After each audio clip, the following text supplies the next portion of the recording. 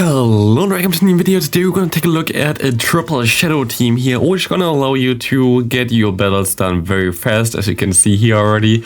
My opponent has a Salazzle. This is the only Salazzle I've ever faced yet, and this thing just died immediately. Yeah, I went for the bait, which I didn't really had to do, because now he can farm me down. I went for the Stone Edge, expecting him to shield there, but yeah, it's fine. But yeah, this team here, triple shadow, we don't even have we have like fast move pressure as hell in this team without any charmer, which is kind of unique.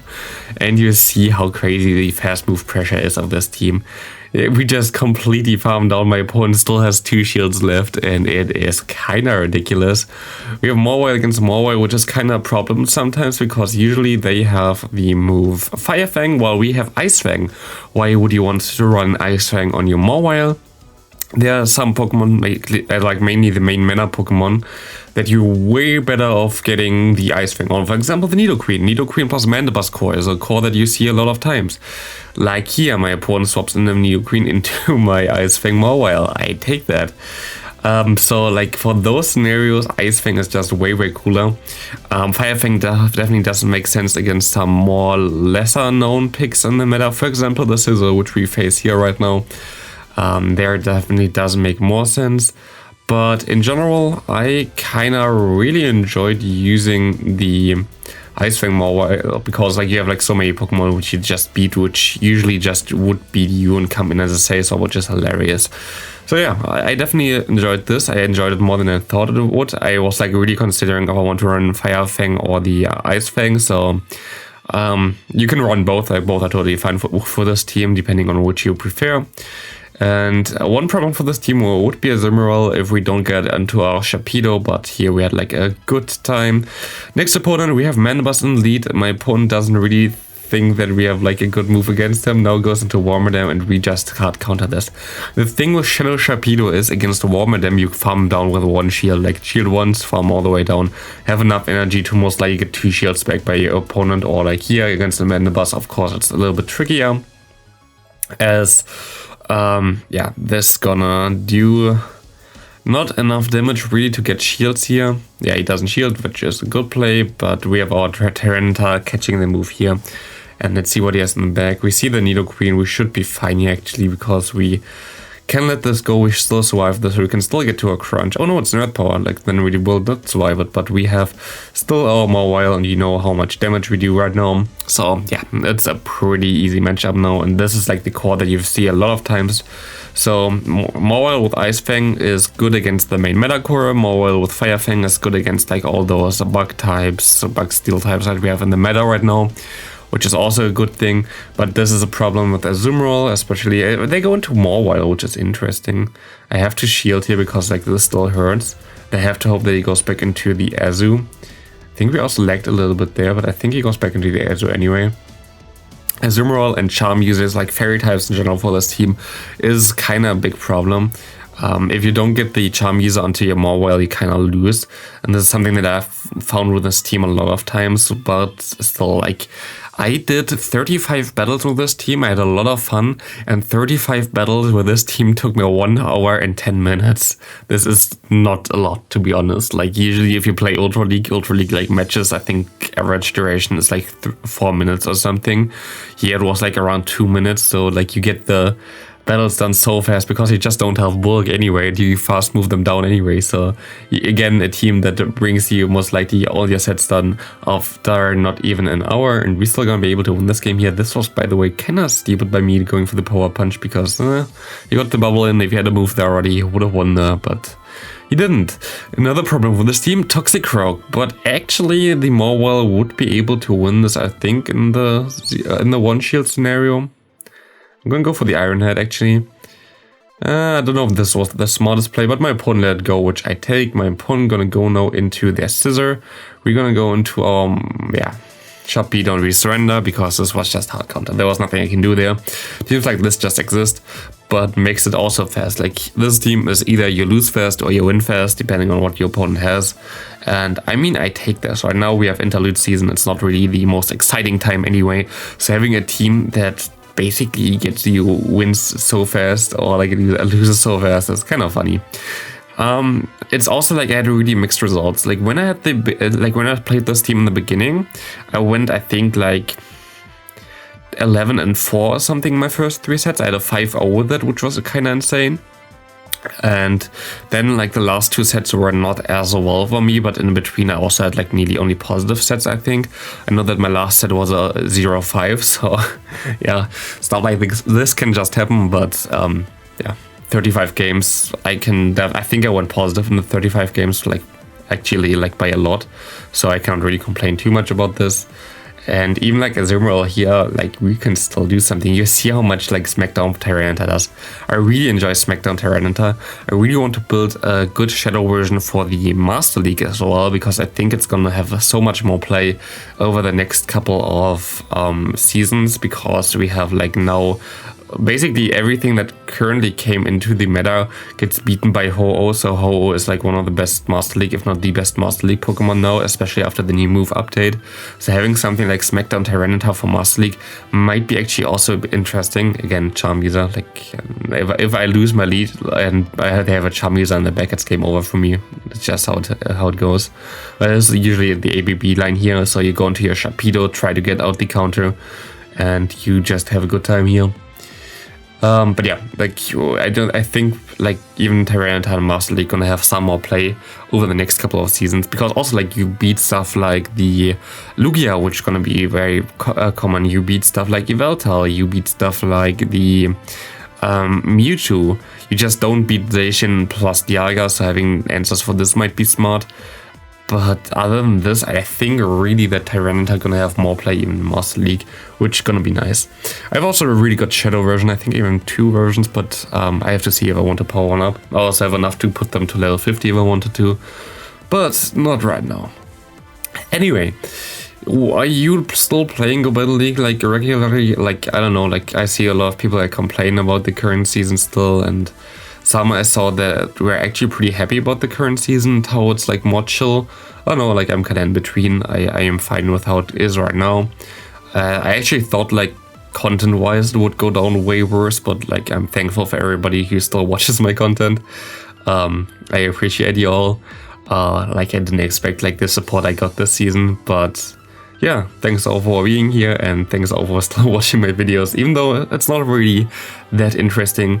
By the way, did you see like the post by Niantic that they gonna reduce a little bit the rates of rare candies from raids, but you get now, like I think it should start Monday, they said. You get rare candies from gifts and more from Go Battle League. We have to see how it's gonna go. I'm kind of positive towards that, to be honest. Not because like I really needed the nerf out raids or whatever, I can see that point as well, but like this will basically balance it more towards free-to-play play instead of just pay-to-win, which I think is a good step.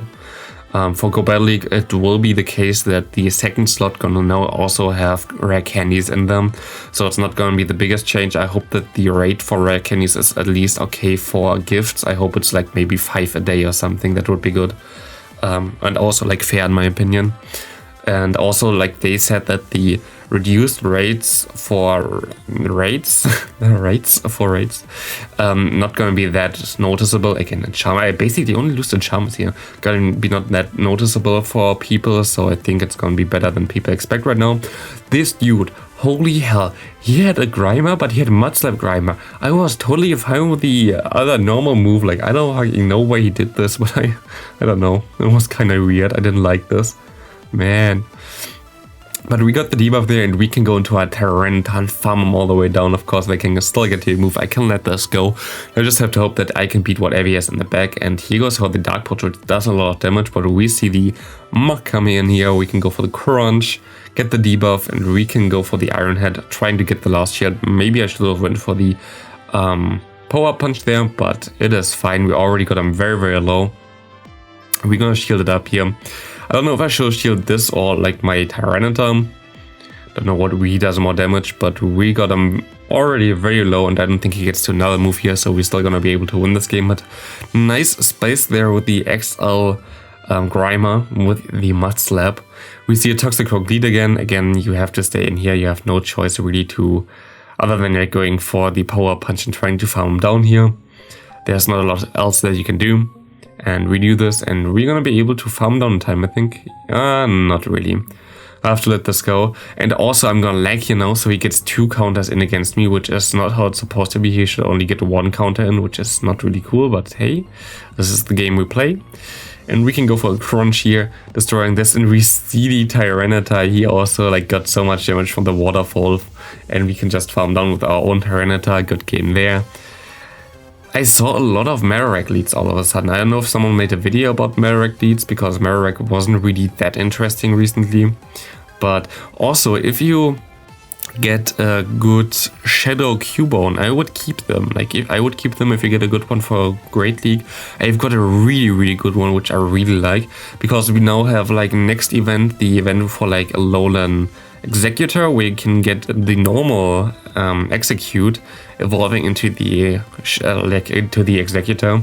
So you can also evolve a Shadow Execute into a Shadow Executor, and if you're gonna be able to evolve a Shadow, what's it called, a Shadow Cubone into a Shadow Lowland Marowak someday, this thing gonna be way better than the normal version. So you should definitely try to keep the normal Shadow Cubone around, and maybe get rid of Frustration next event or whatever, just in case that they do stuff like this again, which I think they might do. This will be only like a possible thing for them to do for Pikachu Cubone, and for the Execute, every other Lowland form has a pre-evolution, which is already a Lowland, that that basically the normal version wouldn't be able to evolve into them. But something to definitely take a look at. And by the way, take a look at this nice match here. We're gonna be able to farm down just in time. That was kind of crazy. We still had a Pokemon left, so we won this game.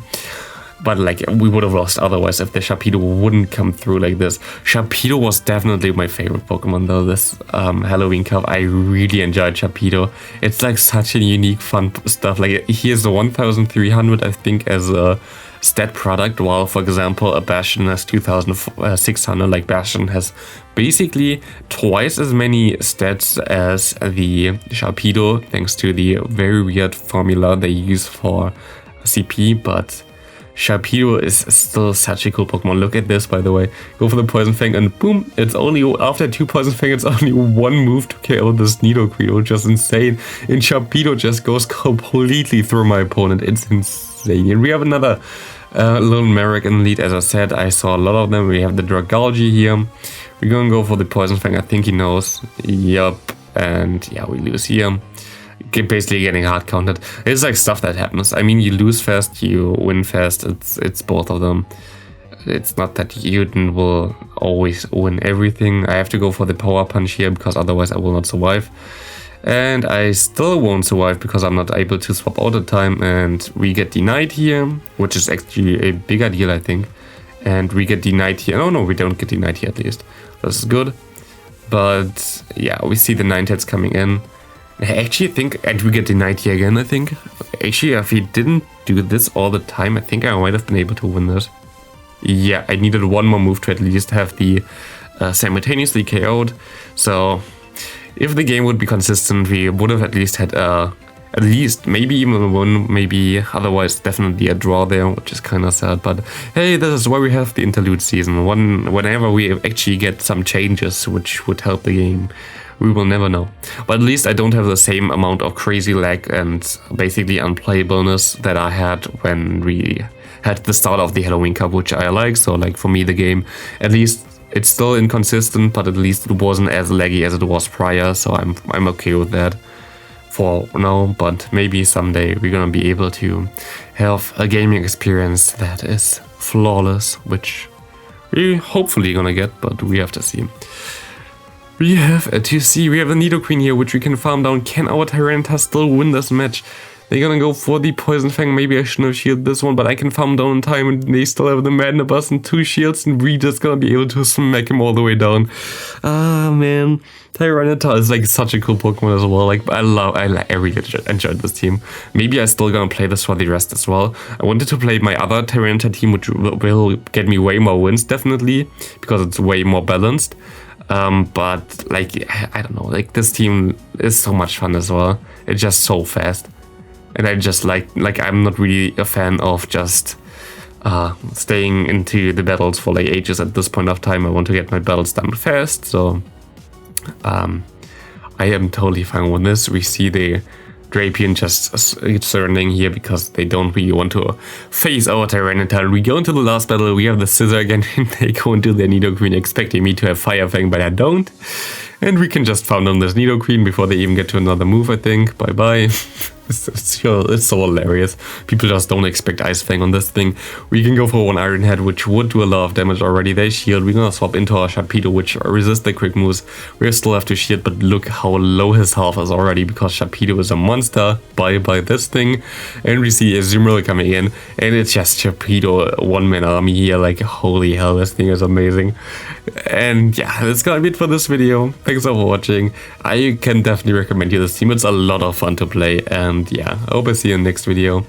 This is gonna be definitely a win as he's double debuffed and Smackdown does so much damage. Yeah, have a great rest of your day. Bye.